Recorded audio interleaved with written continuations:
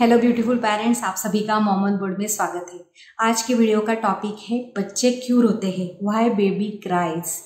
Yes, every parent I think उनके लिए ये एक बहुत ही अच्छा सॉल्यूशन होगा कि बच्चे क्यों रोते हैं। बिकॉज कौन सी भी पेरेंट को अपना बच्चा रोते हुए देख अच्छा नहीं लगता। ये बहुत ज़्यादा पेनफुल होता है हर एक पेरेंट के लिए। तो आज के वीडियो में मैं यही कुछ रीजंस आपके साथ शेयर करने वाली हूँ। इसको सॉर्ट आउट कैसे कर सकते हैं, इस रीज़न के सॉल्यूशंस क्या है, हम नेक्स्ट वीडियो में देखेंगे। बिकॉज एक वीडियो में इतना सारा एक्सप्लेन करना पॉसिबल नहीं है। तो चलिए without wasting much more time हम आज का वीडियो स्टार्ट करते हैं। Why baby cries. अनफॉर्चुनेटली ये एक ही ज़रिया होता है बच्चों का हमारे साथ कम्युनिकेट करने का इनिशियल मंथ्स में, जब तक कि वो बोलना सीख नहीं लेते। And specially first 3 to 6 months ये बहुत ज़्यादा हेक्टिक होते हैं, वो बच्चे के लिए भी और एक माँ के लिए भी। बिकॉज उन दोनों में ट्यूनिंग बैठना, बच्चे की नीड समझना, धीरे धीरे माँ समझने लगती है। तो अनफॉर्चुनेटली हमारा बच्चा किसी ट्रांसलेटर के साथ नहीं आता है, क्राई ट्रांसलेटर बच्चे के पास नहीं होता, इसलिए ये सारी उलझन समझने के लिए थोड़ा बहुत टाइम जाता है। बट धीरे धीरे जैसे एक माँ और बच्चे का बॉन्ड फॉर्मेशन होता है तो हर बच्चे की नीड माँ अपने आप जान जाती है और उसके रोने का रीज़न वो फाइंड कर ही लेती है। ये सब ट्रायल एंड एरर के साथ होता है। हर एक माँ को ये ट्रायल एंड एरर करनी पड़ती है, मुझे भी करनी पड़ी थी। तो चलिए सबसे पहला रीज़न देखते हैं कि बच्चा क्यों रोता है। उसमें है हंग्री। बच्चे का स्टमक, उनका टमी बहुत छोटा छोटा होता है, बहुत टाइनी होता है। वो बारी बारी दूध पीते हैं, वो बहुत सारी पॉटी करते हैं, बहुत बार पी करते हैं। तो उसमें उनका सिर्फ अप टू 6 मंथ्स फीडिंग का जरिया सिर्फ ब्रेस्ट मिल्क होता है या फिर फार्मूला मिल्क होता है। तो उसकी वजह से वो जितनी बार पी या फिर पूप करते हैं उतने में उनका पूरा जो फूड है वो चला जाता है। उनकी डाइजेशन भी बहुत अच्छी होती है, इसलिए उनको बारी बारी भूख लगती है। किसी भी बच्चे का हंगर का या भूख का पैटर्न हम डिसाइड नहीं कर सकते कि एक बच्चे को हर 2 घंटे बाद भूख लगती है तो सभी बच्चे को ऐसे लगेगी, जी नहीं। और जैसे ही आप अपने बच्चे का हंगर का पैटर्न सेट करते हैं तो अचानक से उसका आ जाता है ग्रोथ स्पॉट्स, जिसकी वजह से उसकी भूख अचानक से चेंज हो जाती है, उसको ज़्यादा भूख लगती है या फिर टाइमिंग चेंज हो जाता है। हम कुछ भी फिक्स नहीं रख सकते, कुछ भी डिसाइडेड नहीं रख सकते बच्चों के बारे में। इसलिए सबसे पहला रीज़न होता है हंगर। अगर आपका बच्चा रो रहा है तो सबसे पहले उसको फीड करने की कोशिश कीजिए। उसके बाद अगर वो शांत हो गया तो समझ लीजिए यही उसके रोने का रीज़न था। हंगर में एक स्पेसिफिक टाइप होता है रोने का। बच्चा रिपीटेडली रोता है, हाई पिच वॉल्यूम होता है और ने साउंड आता है, NEH। ये साउंड बारी बारी सुनने को मिलता है, तब समझ लीजिए कि आपके बच्चे को भूख लगी है। ये था सबसे पहला रीज़न, वो है हंगर। दूसरा मेजर रीज़न है वो है बच्चे को नींद आई है, वो स्लीपीनेस फील कर रहा है। हम सोचते हैं कि मोस्ट ऑफ ये अभी तो उठा था, जस्ट एक 15-20 मिनट हो गए या आधा घंटा हो गया, अभी उसको फिर से नींद आ रही है। बच्चे most of up to 5 to 6 months तक वो 14 आवर्स भी सोते हैं। इसलिए बच्चों का कोई भी हम नींद का पैटर्न भी सेट नहीं कर सकते। अगर आपका बच्चा बारी बारी आइज रब कर रहा है, ईयर यहाँ पे उसको इचिंग हो रही है, यहाँ पे रब कर रहा है, तो समझ लीजिए कि बच्चे को नींद आ रही है। दूसरा आप ट्राई कर सकते हो उसको गोदी में लेके सुलाना। अगर बच्चा शांति से, उसका पेट भरा है, उसको नींद आ गई है, उसकी मम्मा का कंफर्ट मिल गया है, तो समझ लीजिए कि आपके बच्चे को नींद आई है। हम ये सेट नहीं कर सकते कि अभी तो ये उठा है, आधा ही घंटा हो गया, अभी इसको कैसे नींद आ गई। बच्चे के लिए एक हमारे ये जो छोटी छोटी एक्टिविटीज़ है वो बच्चे के लिए, बेबी के लिए बहुत बड़ी बड़ी एक्टिविटीज़ होती है, जिसकी वजह से हम कभी भी गेस नहीं कर सकते कि बच्चे को सच्ची में नींद आई है या फिर ये अभी तो उठा है, इतनी जल्दी कैसे नींद आ गई। वो थक गया है कंटिन्यूसली उधर उधर देख के, वो एक न्यू वर्ल्ड में आ गया है जहाँ पे सराउंडिंग में बहुत सारा नॉइज़ है, बहुत सारे लोग हैं, उसके कानों पे आवाज़ पड़ रही है, वो बहुत सारे अभी कलर्स देख रहा है, शेड्स देख रहा है, शेप्स देख रहा है, हर एक चीज़ देख रहा है, जिसकी वजह से उसकी आंखें थक गई है और उसको नींद आ गई है। तो अगर आपके बच्चा रो रहा है, आपने उसको गोदी में लिया, उसको थोड़ा सा रॉकिंग करवाया, उसको सुलाया, तो समझ लीजिए कि एक दूसरा रीज़न था कि उसको एक नींद आई थी। तीसरा मेजर रीज़न होता है वो है डर्टी डायपर्स। उसको वो डायपर उसका फुल हो गया है, उसको अनकंफर्टेबलनेस हो रहा है। कुछ कुछ बच्चे ऐसे होते हैं जो घंटों अगर उनका डायपर फुल है या फिर उन्होंने पॉटी की है फिर भी उनको कोई फ़र्क नहीं पड़ता। बट कुछ बच्चे ऐसे होते हैं कि उनको तुरंत चेंज चाहिए रहता है। अगर उन्होंने एक बार भी पी की है तो उनको बहुत अनकंफर्टेबलनेस होता है और उनको वो तुरंत डायपर निकालने की ज़रूरत होती है, तभी वो बच्चा शांत होता है। ये हर एक बेबी टू बेबी डिपेंड होता है, इसमें भी कोई स्टेटेड रूल नहीं है कि अगर इस बच्चे को घंटों डायपर में रख दिया, अगर उसको पता भी नहीं चला। हर एक बच्चा अलग अलग होता है, तो ये आप ट्राई कर सकते हैं। जब बच्चे को डायपर चेंज चाहिए होता है तब उसके रोने का आवाज़ एक हाई पिच वॉल्यूम होता है, वो बहुत ज़ोर ज़ोर से रोता है और जैसे उसके नाक से रोने की आवाज़ आ रही है ऐसे फील होता है हमें। तो ये आप ज़रूर नोटिस करिए। अगर आपको ये सिम्टम या फिर ऐसे रोने की आवाज़ आपको सुनाई दे रही हो तो समझ लीजिए कि आपके बच्चे का डायपर चेंज का टाइम आ गया। जैसे ही आप उस बेबी का डायपर खोल दोगे, उसको बहुत रिलैक्स होगा, उसका डायपर चेंज कर दोगे, उसका रोना अगर एकदम से चुप हो गया, वो शांत हो गया, तो समझ लीजिए उसको डायपर चेंज चाहिए था। फोर्थ मेजर रीज़न होता है कि बच्चा बहुत ज़्यादा, उसको अगर ठंडी लग रही है या बहुत ज़्यादा उसको गर्मी लग रही है। हमारे यहाँ इंडिया में बहुत सारे वेदर चेंजेस होते हैं, समर्स है, विंटर्स है, रेनी सीजन है। कभी कभार हम क्या करते हैं, उसको एक लेयर ज़्यादा पहना देते हैं बट हमें पता नहीं चलता कि उसको गर्मी हो रही है। कभी कभी हम एक लेयर उसको कम पहना देते हैं, हमें पता नहीं चलता कि उसको ठंडी लग रही है। इसका भी कोई भी रूल नहीं है, ये एक ट्रायल एंड एरर से आपको पता चलेगा। अगर आप डॉक्टर को भी पूछेंगे तो कोई पीडियाट्रिशियन बोलेंगे कि नहीं आप उसको एक लेयर एक्स्ट्रा पहनाओ, दूसरे पीडियाट्रिशियन से पूछोगे तो वो बोलोगे कि नहीं जो नॉर्मल कपड़े हैं वैसे ही पहनाओ। हर बच्चा अलग अलग होता है। आपके रूम का टेम्परेचर एक proper trial and error method करके आपको सेट करना पड़ेगा। उसके साथ आपका बच्चा कौन से टेम्परेचर पे कंफर्टेबल है ये आपको धीरे धीरे पता चलेगा, जिसकी वजह से आप उसको एक लेयर कम या एक लेयर ज़्यादा पहना सकते हैं। अगर आपने ये सारा सॉर्ट आउट कर दिया और आपके बच्चे का रोना शांत हो गया तो समझ लीजिए कि आपकी प्रॉब्लम वहीं पे सॉल्व हो गई। उसको शायद ठंडी लग रही थी इसलिए आपने उसको एक्स्ट्रा कपड़े पहना दिए, या फिर उसको गर्मी लग रही थी इसलिए आपने उसके थोड़े से एक लेयर कम कर दिया, जिसकी वजह से आपका बच्चा शांत हो गया। पांचवा रीज़न होता है वो है over stimulation. Over stimulation means बच्चा बहुत ज़्यादा खेल चुका है, उसकी कैपेसिटी है उससे उसने बहुत ज़्यादा खेल लिया है, वो बहुत ज़्यादा थक गया है। ये हम भी एक्सपीरियंस कर सकते हैं कि अगर हमें बहुत ज़्यादा थकान आई है तो हमें नींद लगने में थोड़ी सी दिक्कत आती है या फिर हमें शांत नींद नहीं आती, जिसकी वजह से थोड़ा सा इरिटेशन होता है। सेम बच्चों के साथ भी होता है।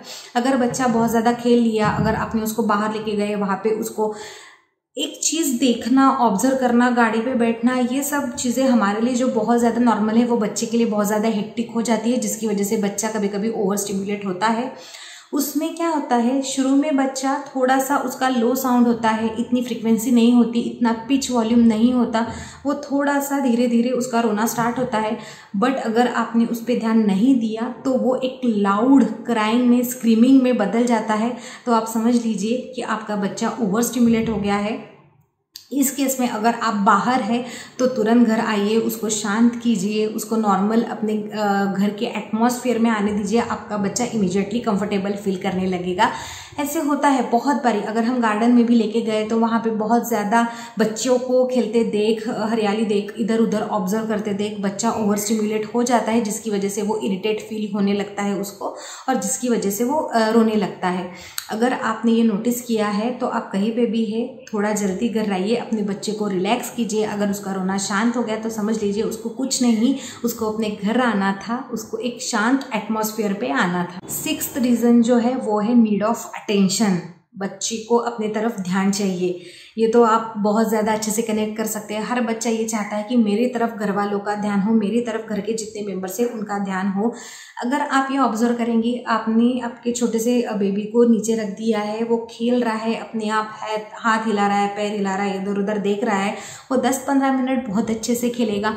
बट जैसे ही उसको उसके सामने उसकी मम्मा दिख गई, उसके डैडा दिख गए, घर के कोई भी लोग उसको दिख गए, तो वो तुरंत ये सोचेगा कि अब मुझे मेरे मम्मी के पास जाना है।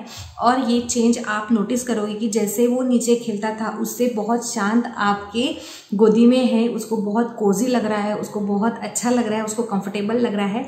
तो ये एक रीज़न होता है कि उसको सिर्फ अटेंशन चाहिए।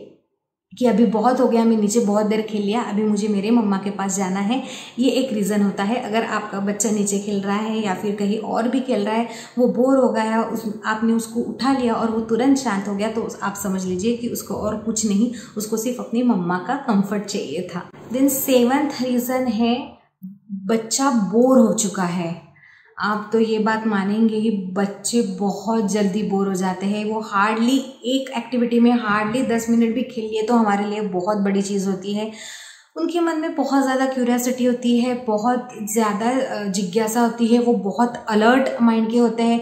घर में कोई मेहमान आ गया या फिर कहीं से थोड़ा सा भी आवाज़ आ गया, आपने कुछ अलग कर दिया, तो बच्चा बहुत जल्दी से कैप्चर कर लेता है।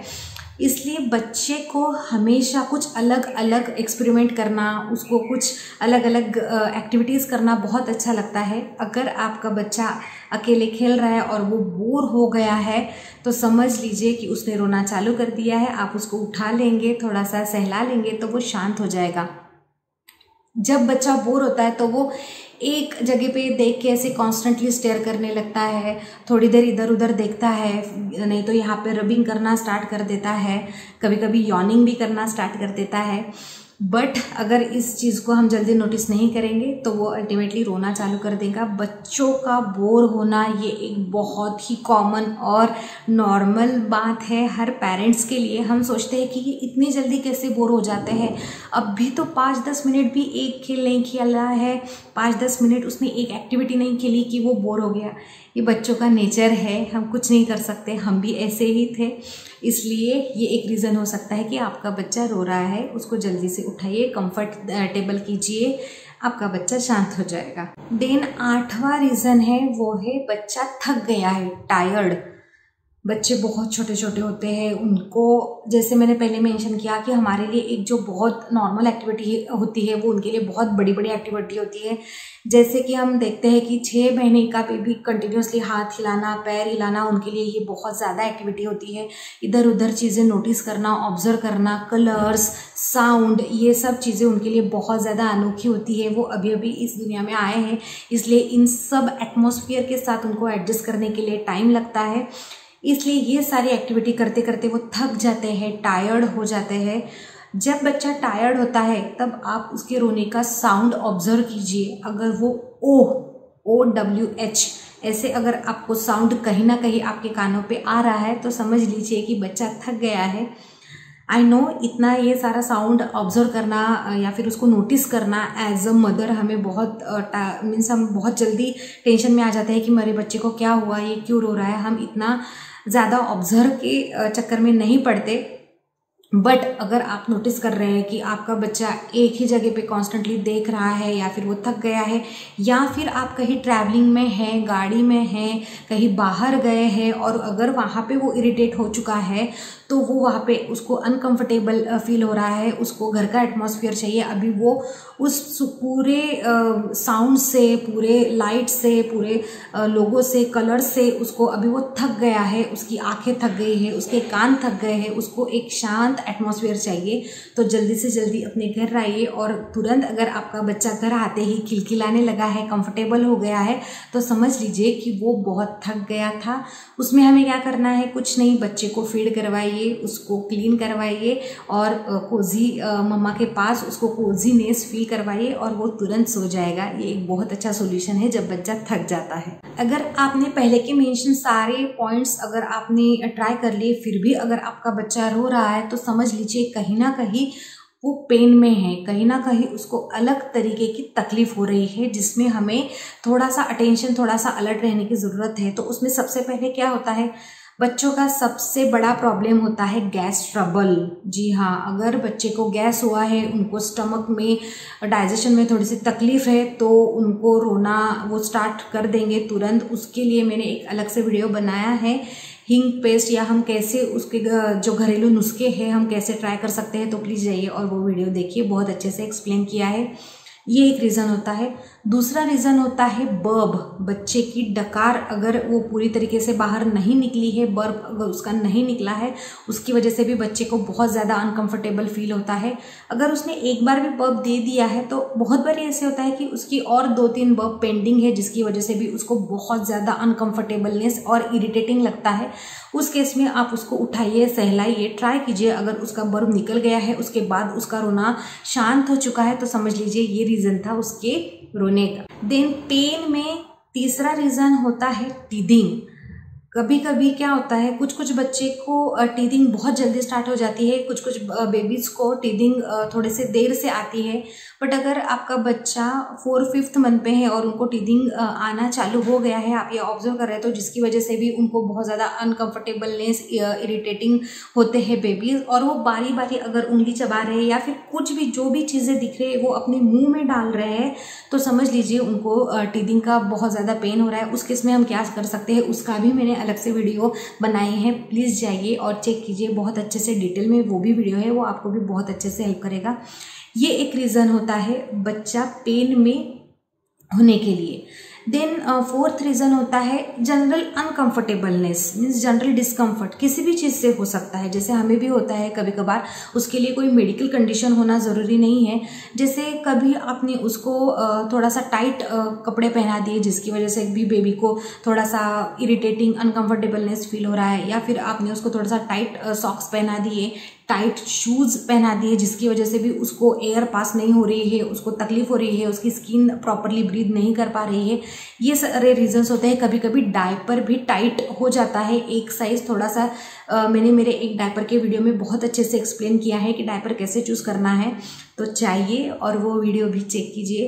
कभी कभी होता है कि अगर आपने एक साइज़ थोड़ा सा छोटा पहना दिया तो उसकी वजह से भी बेबी बहुत अनकंफर्टेबलनेस होता है। ये एक जनरल डिस्कम्फर्ट है। अगर आप ये सारे स्टेप बाय स्टेप सॉल्यूशन ढूंढते हैं तो समझ लीजिए अगर आपका बेबी शांत हो गया है रोते रोते, तो ये सारे रीजंस थे उसके रोने के। बट अगर आपने ये सारी चीज़ें कर ली है फिर भी आपका बेबी रोना बंद नहीं हुआ है, तो आपको इमीडिएट डॉक्टर के पास, पीडियाट्रिशियन के पास जाना है, उनसे कंसल्ट करना है। हो सकता है कि बच्चे को कोई एलर्जी का प्रॉब्लम हो। अगर आपका बेबी बॉटल फीड है तो उसकी वजह से भी इन्फेक्शन होने के बहुत सारे चांसेस होते हैं, या फिर उसने कुछ चीज़ें हाथ अपने मुंह में डाल दिए, उसकी वजह से उसको इन्फेक्शन हुआ है, स्टमक इन्फेक्शन, उसकी वजह से भी उसको पेन हो रहा है, उसकी वजह से भी बेबी इरिटेट होता है। तो उस केस में आपको तुरंत बिल्कुल टाइम ना गवाते हुए अपने पीडियाट्रिशियन के पास जाना है और उनकी राय लेनी है, उनसे प्रॉपर मेडिकेशन लेने हैं, प्रॉपर ट्रीटमेंट लेनी है, जिसकी वजह से आपके बेबी को कोई हार्म ना पहुंचे। तो ये थे सारे रीजंस बेबी क्यों रोते हैं इसके। लास्ट में मैं ये बोलना चाहूँगी, क्या होता है बहुत बार ऐसे होता है कि जब बेबी रोना स्टार्ट करता है तो हम एज अ पेरेंट या फिर घर वाले क्या करते हैं, बेबी को उठाते हैं और उनको रॉक करना या फिर इधर उधर घुमाना या फिर बाहर लेके जाना, ये सारी चीज़ें करते हैं। इसकी वजह से क्या होता है, प्रॉब्लम फाइंडिंग और उसका सोल्यूशन, ये सब सारी चीज़ें जो है वो डिले होती है। इसकी वजह से बेबी और ज़्यादा इरिटेट और ज़्यादा रोने लगता है। अगर उसके रीजंस नॉर्मल है तो ठीक है, बट अगर उसको कोई मेडिकल हेल्प की ज़रूरत है या फिर मेडिकेशन ट्रीटमेंट की ज़रूरत है, अगर हम ये चीज़ें करते बैठेंगे तो जिसकी वजह से उसका और ट्रीटमेंट डिले होगा। तो हमें ये उनको घुमाना, बाहर लेके जाना, रॉकिंग करवाना, गोदी में उठाना, इसमें टाइम वेस्ट ना करते हुए अगर ये सारे पॉइंट्स जो मैंने आपको एक्सप्लेन किए हैं, अगर आप ये फॉलो करेंगे तो आपका बच्चे का रोना जो है वो वहीं पे बंद हो जाएगा, बच्चा शांत हो जाएगा और हम भी रिलैक्स हो जाएंगे, टेंशन फ्री हो जाएंगे कि मेरा बेबी अभी शांत हो गया है। तो ये सारी चीज़ें थी आज के वीडियो में। आई होप आपको आज का वीडियो अच्छा लगा है। अगर अच्छा लगा है तो please hit the like button for me जो नीचे है, सब्सक्राइब का बटन नीचे है रेड कलर का, आपकी स्क्रीन के ऊपर है, प्लीज़ जाइए और हिट दैट सब्सक्राइब बटन, जिसकी वजह से आप मॉम ऑन बोर्ड के फैमिली के मेंबर बन जाओगे। बहुत जल्दी हम हमारे नेक्स्ट वीडियो में मिलेंगे। तब तक आपके घर वालों की, छोटों की, बड़ों की, सबकी बहुत अच्छे से केयर कीजिए and be on board and be in touch.